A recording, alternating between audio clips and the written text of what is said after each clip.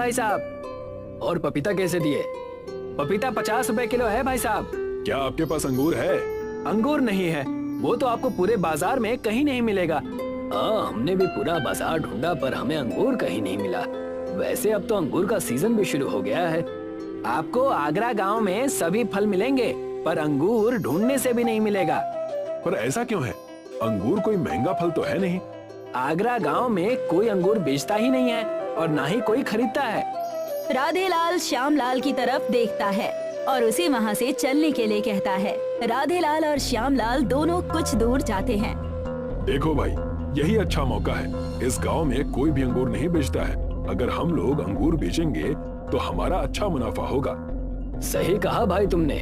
बाकी सभी फल तो हर दुकान में मिल रहे हैं। एक अंगूर ही ऐसा फल है जो ढूंढने पर भी नहीं मिल रहा है। अगर हम अंगूर की खेती करेंगे तो हम कम समय में बहुत अच्छा मुनाफा कमा सकते हैं। तो शुभ काम में देरी कैसी?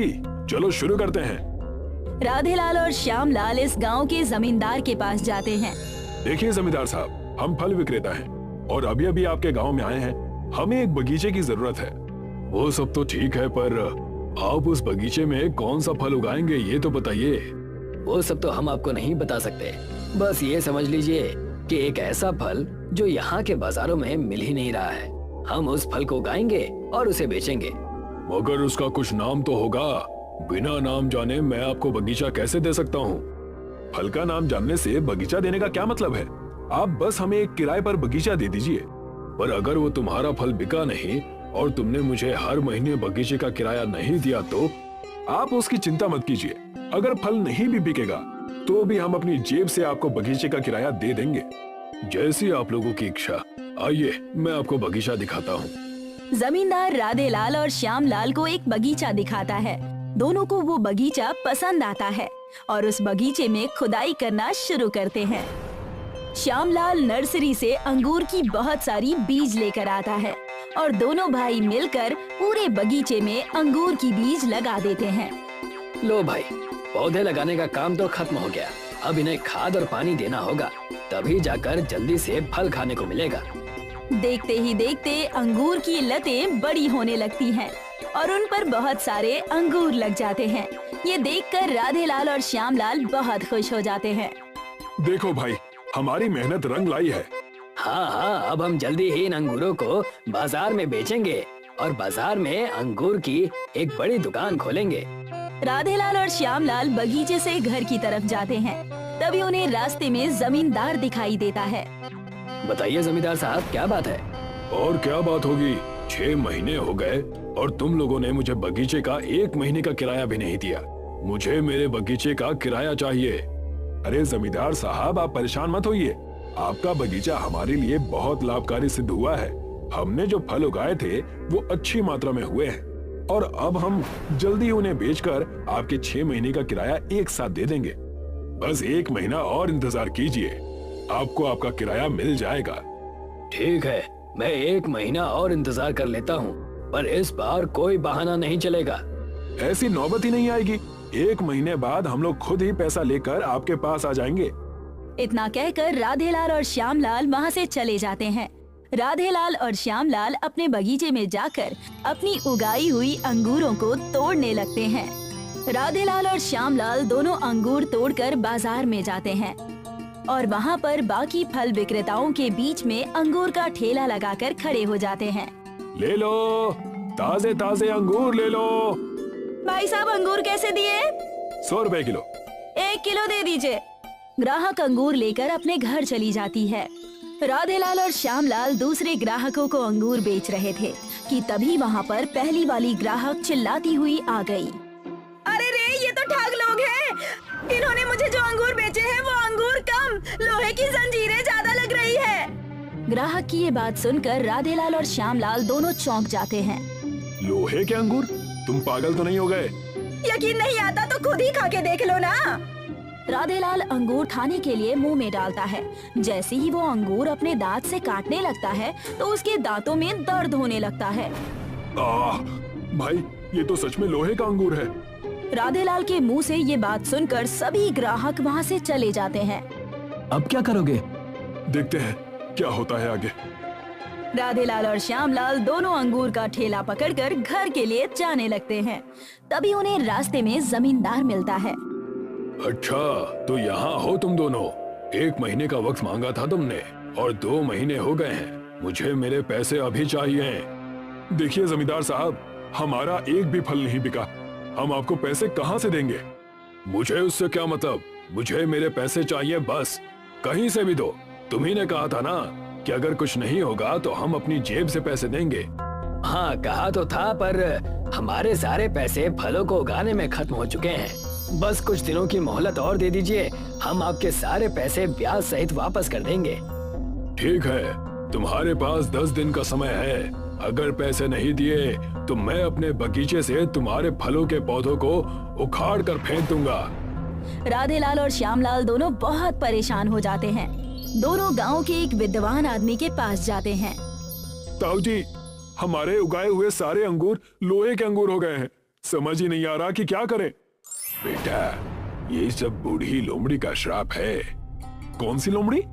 बहुत साल पहले एक भूखी लोमड़ी खाने की तलाश में इस गांव में आई और उसने यहाँ पर एक बहुत लंबी अंगूर की बेल देखी। वो अंगूर खाने के लिए बेल पर छलांग लगा रही थी, पर अंगूर तक नहीं पहुंच पाई। गांव वालों ने उसका बहुत मजाक उड़ाया और लोमड़ी ने इस गांव को श्राप दिया कि जिस तरह वो इस गांव के अंगूर नहीं खा पाई, उसी तरह आज के बाद इस गांव में कोई भी अंगूर नहीं खा पाएगा और सारे अंगूर लोहे के हो जाएंगे। इस श्राप को कैसे खत्म करेंगे? अगर तुम लोग पुरानी बेल के अंगूर ले जाकर उस लोमड़ी को खिलाओगे तो ये गांव इस श्राप से मुक्त हो जाएगा। ठीक है, हम ऐसा ही करेंगे।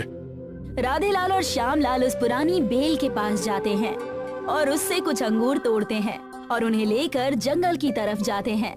वो देखो, वहाँ पर लोमड़ी दिखाई दे रही है। श्यामलाल उस लोमड़ी की तरफ जाता है और अंगूर का गुच्छा लोमड़ी के सामने फेंकता है। लोमड़ी अंगूर खाती है। उसके अंगूर खाते ही आगरा गांव को श्राप से मुक्ति मिल जाती है। अब राधेलाल और श्यामलाल अपने उगाए हुए सभी अंगूरों को बाजार में बेचते हैं। अंगूर बेचकर राधेलाल और श्यामलाल आगरा गांव में फलों की एक बड़ी सी दुकान खोल देते हैं। रायपुर गांव में मोहन और सोनू नाम के 2 भाई रहते थे। मोहन की शादी हो चुकी थी। सोनू अभी कुंवारा था।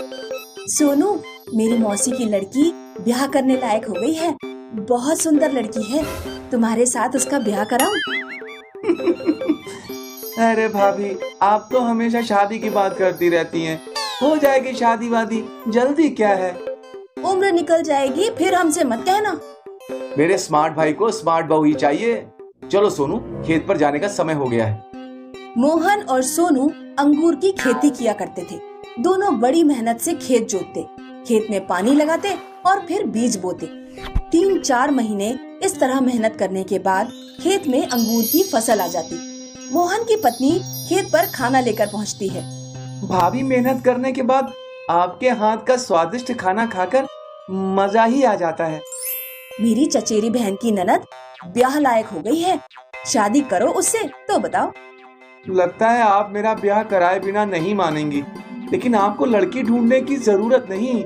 मैंने लड़की ढूंढ ली है, पढ़ी लिखी लड़की है। सोनू अपनी पसंद की लड़की से शादी कर लेता है। एक दिन मोहन अंगूरों को इकट्ठा करके मंडी में ले जाता है और अंगूर बेचकर पैसे घर ले आता है। अरे सोनू, इस बार अंगूर का बहुत बढ़िया भाव मिला है। पूरे 80,000 के बिके हैं। ये ले 40,000। सोनू पैसे ले जाकर अपनी पत्नी को दे देता है। लो नीरज, पैसे तिजोरी में रख दो। कितने रुपए दिए हैं तुम्हारे भैया ने? पहले गिन तो लो। ये कैसी बातें कर रही हो नीरज? 40,000 है, भैया ने दिए हैं, तो गिनने की क्या जरूरत? जरूरत है, तुम नहीं गिनोगे तो मैं गिनूंगी। और 40,000 ही क्यों दिए हैं? तुम्हें उनके साथ मंडी जाना चाहिए था। 1 लाख से कम में अंगूर नहीं बिके होंगे। 60,000 उन्होंने खुद रख लिए होंगे और 40,000 तुम्हें पकड़ा दिए। ऐसा नहीं है नीरज, भैया बहुत ईमानदार हैं। ईमानदार नहीं है, बल्कि तुम्हारे सीधेपन का फायदा उठाते हैं। सोनू की पत्नी मोहन के खिलाफ सोनू को भड़का देती है। सोनू अपनी पत्नी की बातों में आ जाता है। वो गुस्से में मोहन के पास जाता है भैया मुझे हिसाब चाहिए, और आज से आधा खेत आपका और आधा खेत मेरा, दोनों अलग अलग खेती करेंगे और अलग अलग ही रहेंगे। अगले सीजन में मोहन अपनी खेती अलग करता है और सोनू अलग। मोहन बैलगाड़ी से खेत जोतता है, सोनू ट्रैक्टर से जोतता है। मोहन कुएं से पानी निकालकर हाथों से सिंचाई करता है और सोनू पंप से सिंचाई करता है।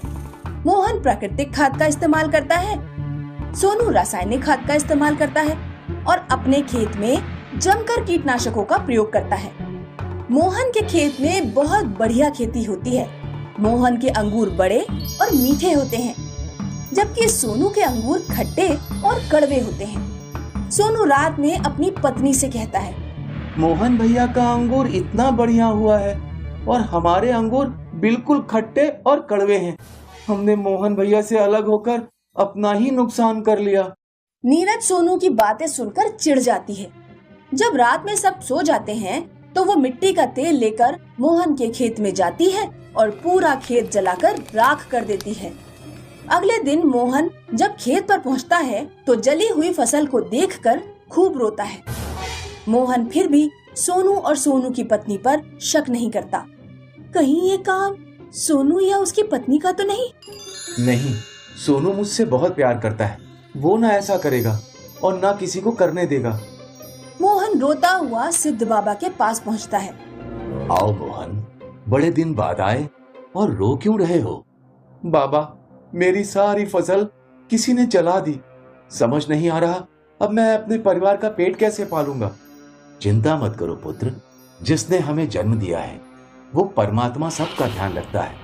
तुम बिल्कुल निश्चिंत होकर घर जाओ। मोहन अपने घर लौटता है। वो देखता है कि छत से एक अंगूर की बेल लटक रही है।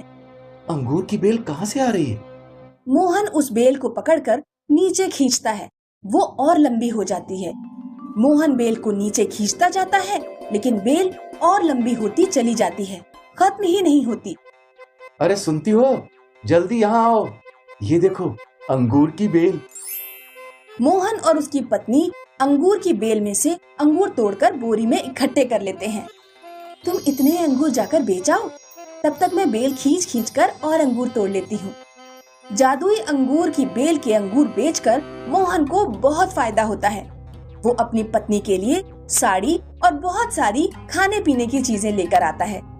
उधर सोनू भी अपने अंगूर मंडी में लेकर जाता है, लेकिन उसके खट्टे और कड़वे अंगूर कोई दुकानदार खरीदते ही नहीं। परेशान होकर सोनू सारे अंगूर फेंककर चला जाता है और घर आकर रोने लगता है। शाम को जब मोहन और उसकी पत्नी खाना खा रहे होते हैं तो सोनू अपनी पत्नी के साथ उनके घर पहुंचता है। मुझे माफ कर दीजिए भैया, मैंने ही आपकी फसल जलाई थी। हमें माफ कर दीजिए भैया, हमारे घर खाने को कुछ भी नहीं है। कोई बात नहीं सोनू, कभी कभी छोटों से गलती हो जाती है, बड़ों का काम है उन्हें माफ कर देना। मैं तुम दोनों को माफ करता हूँ। अब से हम सब मिलकर ही रहेंगे। एक गांव में आकाश और विकास नाम के दो दोस्त रहते थे। आकाश गरीब था जबकि विकास अमीर था। कल यार पापा एक साइंस एग्जीबिशन में गए और दूरबीन खरीद लाए। बड़े लोग बड़ी बातें। अगर अच्छे दोस्त ना हो तो अमीरी में भी कोई सुख नहीं है। चल, मैंने कल लस्सी पिलाई थी, आज तू समोसे खिला। चलो बाजार चलते हैं। आकाश और विकास बाजार जाते हैं तो देखते हैं कि दुकान पर बहुत भीड़ लगी हुई है। दोनों दोस्त दुकान के पास जाते हैं। काका, दुकान पर इतनी भीड़ क्यों है? समोसे की नई दुकान खुली है, ऐसे बढ़िया समोसे हैं, एक बार खाओगे तो बार बार मांगोगे।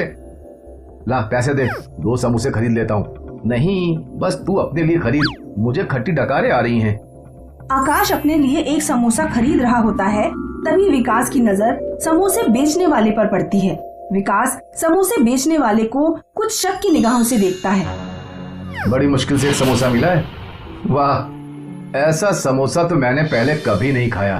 तुम भी खा कर देखो, एक बार खाओगे तो बार बार मांगोगे। इस दुकान का नाम देख लेता हूँ, कल फिर यहाँ आऊंगा। आकाश दुकान का नाम देखता है। दुकान का नाम होता है जादुई समोसे। तुमने एक बात नोट की क्या? हर कोई समोसे वाले के समोसे की तारीफ कर रहा है और कह रहा है एक बार खाओगे तो बार बार मांगोगे। मुझे तो जादुई समोसे में कुछ गड़बड़ लग रही है। उस समोसे वाले को देखकर भी मुझे शक हो रहा है। जासूसी नॉवेल पढ़ पढ़कर तुम्हारा दिमाग खराब हो गया है। चलो घर चलते हैं, अंधेरा हो गया है और बारिश भी आने वाली है। आकाश और विकास अपने घर चले जाते हैं। अगले दिन आकाश जब सोकर उठता है तो उठते ही उसे जादुई समोसे वाली दुकान के समोसे खाने का मन करने लगता है। आकाश का चारपाई बुनने का खानदानी काम था। बेटा, रामपाल अपनी खटिया दे गए हैं, सादा बुनाई डालनी है उसमें। जी पिताजी। आकाश खटिया बुनने बैठता है लेकिन अपने काम में बिल्कुल ध्यान ही नहीं लगा पाता। पिताजी, मैं समोसे खाने जा रहा हूँ, अभी आता हूँ। 2-3 दिन तो आकाश के पिताजी ने आकाश से कुछ नहीं कहा, लेकिन फिर एक दिन आकाश जब सुबह सुबह समोसे खाने जाने लगा तो पिताजी ने उसे टोक दिया। ये रोज रोज क्या समोसे खाता रहता है? पेट खराब कर लिया है तूने समोसे खाकर अपना। पहले तो तूने इतने समोसे कभी नहीं खाए, लेकिन पिछले 2-3 दिनों से तो तूने हद कर रखी है। आज मैं तुझे नहीं जाने दूंगा। लेकिन पिताजी, मैं बिना समोसे खाए नहीं रह पाऊंगा। आकाश के पिताजी ने आकाश का हाथ पकड़ लिया, लेकिन आकाश फिर भी नहीं रुका। गांव वालों, मेरा लड़का पागल हो गया है, जरा इसे रोकने में मेरी मदद करो। आकाश के पिताजी आकाश को पकड़ते हैं। पिताजी को एक आदमी पकड़ता है, उस आदमी को दूसरा आदमी पकड़ता है, दूसरे को तीसरा, तीसरे को चौथा। इस तरह पूरी एक चेन बन जाती है। आकाश अपने पिताजी से हाथ छुड़ा लेता है, पूरी चेन एकदम से गिरती है। आकाश उस दिन भी जाकर समोसे खाता है।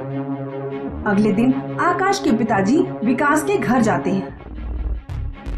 विकास बेटा, पता नहीं आकाश को क्या हो गया है। बाजार में जादुई समोसे नाम की जो नई दुकान खुली है, बार बार उसी दुकान के समोसे खाने जाता है। आप चिंता ना करें अंकल जी, मैं सब कुछ संभाल लूंगा। उस दिन जब रात को जादुई समोसे की दुकान का मालिक दुकान बंद करके अपने घर की ओर लौट रहा था तो विकास ने दूरबीन से उसे देखा। विकास दुकान के मालिक का पीछा करता है। बहुत जल्द पूरे गांव को हमारे समोसे की लत लग जाएगी, तब हम बहुत अमीर हो जाएंगे। गांव वाले मूर्ख, जानते ही नहीं कि तुम एक केमिस्ट हो और समोसों में नशीला पदार्थ मिलाते हो और फिर लोगों को समोसे की लत पड़ जाती है। हल्के बोल, किसी ने सुन लिया तो मारे जाएंगे। विकास सारी बातें सुन लेता है।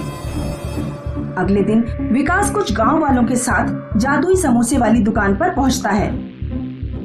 क्या बात है, तुम लोग यहाँ क्यों आए हो? ये हम तुम्हें बाद में बताएंगे। मुखिया चाचा, पहले तुम समोसे खाओ।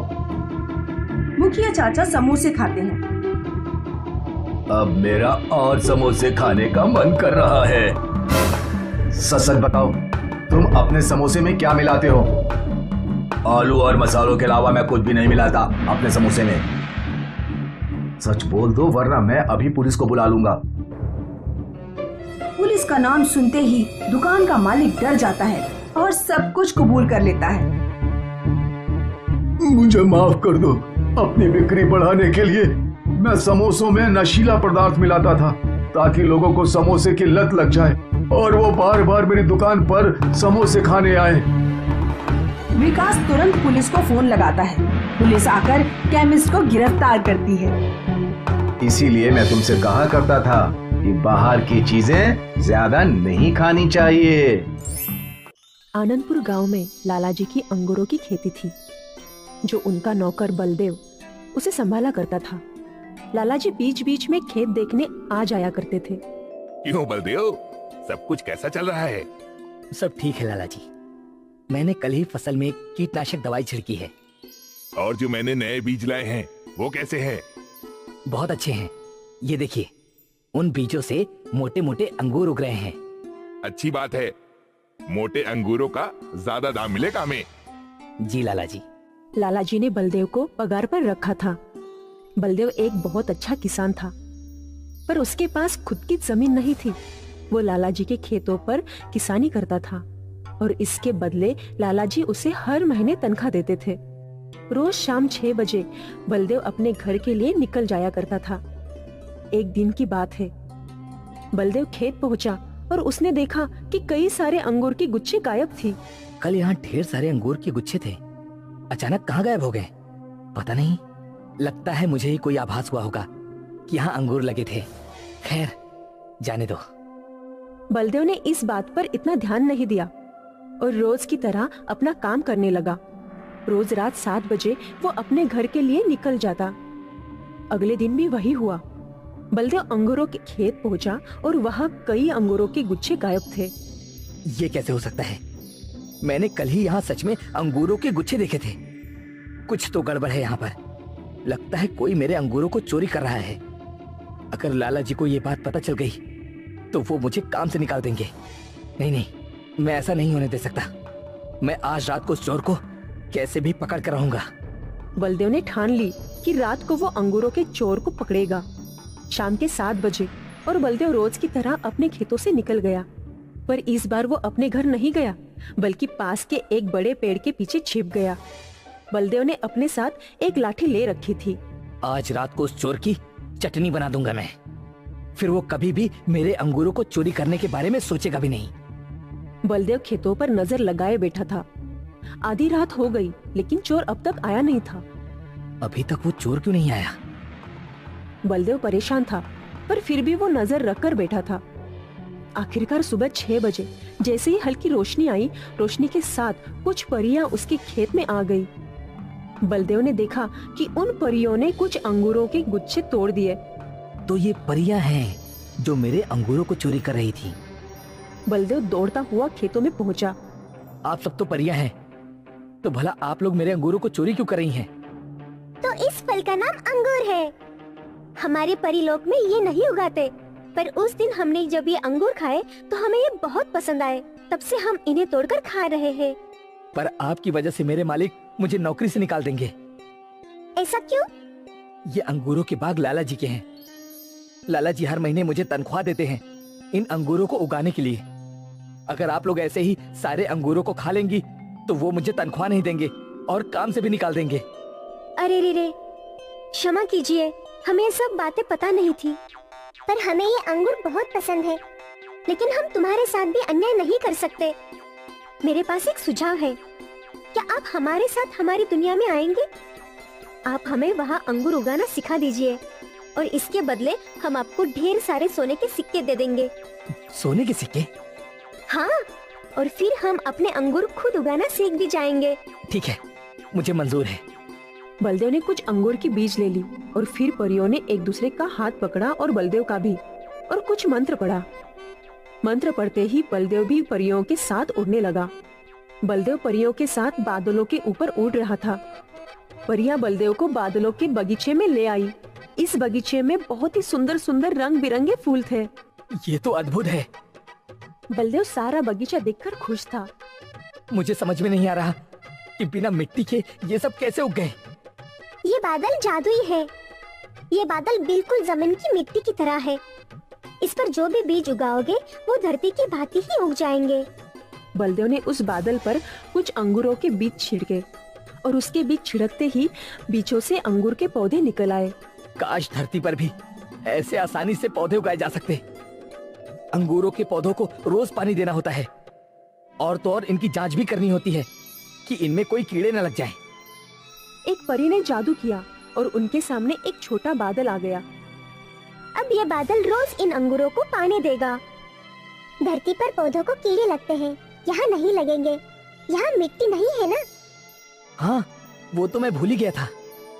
अब हमें क्या करना होगा? कुछ नहीं, समय पर पानी और अच्छी खुराक देने से ये पौधे अपने आप अंगूर उगाएंगे। बलदेव बोल ही रहा था कि उसके सामने वाले अंगूर के पौधे में अंगूर का एक गुच्छा दिखने लगा। वो देखकर परियां बहुत खुश हुई। वो देखो, वहाँ अंगूर उग गए। अब हमें धरती पर जाने की कोई जरूरत नहीं। स्वादिष्ट अंगूर हम खुद अपने ही बादलों पर उगाएंगे। आपका बहुत बहुत धन्यवाद। जी। परी ने फिर से जादू किया और बलदेव के हाथ में एक बहुत बड़ा मटका आ गया। इस मटके में सोने की मोहरें थी। इतनी सारी सोने की मोहरें देखकर बलदेव की आंखें फटी की फटी रह गई। हमें जब आपकी जरूरत होगी हम वापस आपसे मिलने आएंगे। हाँ हाँ। परियों ने जादू किया और बलदेव परिलोक से गायब हो गया। वो वापस उसी अंगूरों के खेत में था। उसके हाथ में वो मटका भी था। बलदेव वो मटका लेकर अपने घर गया। इतने सारे सोने के सिक्के ये कहाँ से मिले आपको? बादलों पे खेती करने के लिए परियों ने दिया है। परिया? बलदेव ने अपने परिवार को पूरा किस्सा बताया। आपकी ये दोनों बातों पर मुझे विश्वास नहीं हो रहा। पहली कि हम अमीर बन गए और दूसरी ये कि बादलों पर भी खेती होती है। अब तो मानो या ना मानो, पर सच तो यही है। बलदेव ने बड़ा सा घर खरीद लिया और अपनी खुद की जमीन भी। इस जमीन पर उसने भी अंगूर की खेती शुरू कर दी।